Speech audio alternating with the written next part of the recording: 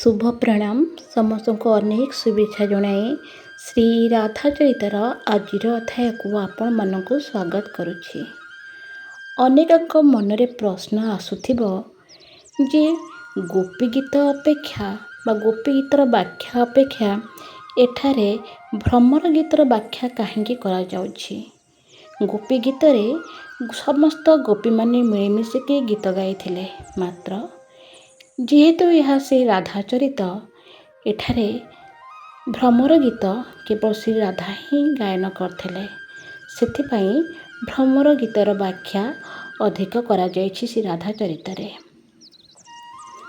प्रियठो अलगा हेबा अर्थ निजठो अलगा हेबा सह समान अटे। आउ जे निजठो अलगा हेबा शिखि नाही से सही प्रेमर अधिकारी ही नुहे। अरे जी निजको सर्वस्व समर्पित करदेला ता पाखरे ही तो एते शक्ति आसी थाए कि से ता प्रिय को जहाँ भी कही पारताए।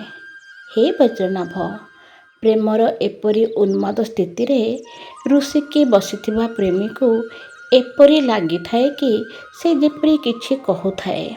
आओ आमको उत्तर मध्य देवा उचित कि एठारे भ्रमर किछि कृष्णक दूत ही नथिले ना कि कृष्ण तांको पठाई थिले।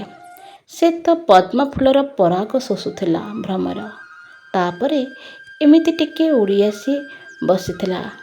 भ्रमर किछि कहु नथिला, से तो निज मस्ती रे बुड़ीकी रहिथिला, फूलर रस पान करुथिला।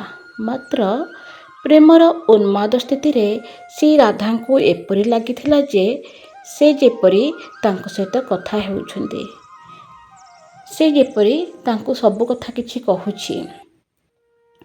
प्रेमी जहा जहा चिंता करथाए से सबू सामना लोक उपरे आरोप करिथाए। ए बड़ विचित्र आउ अद्भुत स्थिति अटे प्रेमर कि जहा कि एबे श्री राधारानी को हेउछि। महर्षि सांडिल्य अत्यंत आनंदित हेउथिले ए भ्रमर गीत को वर्णना करी। चलीगला ए भ्रमर चलीगला गुणु गुणु करी सेठारो। अरे ए किपरि दूत अटे? अरे कम से कम आम मानक वार्ता तो नहीं जाई थांता।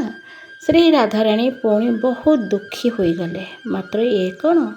भ्रमर पुणी उड़िकी आसिला। पुणी से ही सुंदर सरस श्री राधारानी चरण तले से भ्रमर आसी बसी पड़ी रहिला। एबे कौन कहयाको आसचु एठाकु? कह, शीघ्र कहीदे। ना ना, आपण जेमिति भाबुछंती सेमिति नुहे। कृष्ण सेठारे अत्यंत सरल और शांत रहुचंती। से ता आपणक चरण को ही ध्यान करथांती। सेठी केउ नारी बा केउ स्त्री मानक ठारू बहुत दूर से रही थांती। केवल आपणक स्मरण, आपणक भावना केवल आपणको ही से भाबुथांती। अच्छा, तू सत कहूचु? श्याम सुंदर जीवन में केवल आपण ही अटंती। ए कथा यदि सत, तेबे से एठाको आसुनाहांती काहेकि? से एथिपाई आसुनाहांती कि आपण रागिछन तांको उपरे। रागिबा छाड़ी दियंतु, देखिबे से निश्चय आसीजिबे। मु एमिति किपरि भूली जिबी? से आम सहित अन्याय करिछंती, श्री राधारानी कहिथिले। उद्धव श्री राधा एवं भ्रमरंक वार्तालाप शुणी चकित हेउथिले।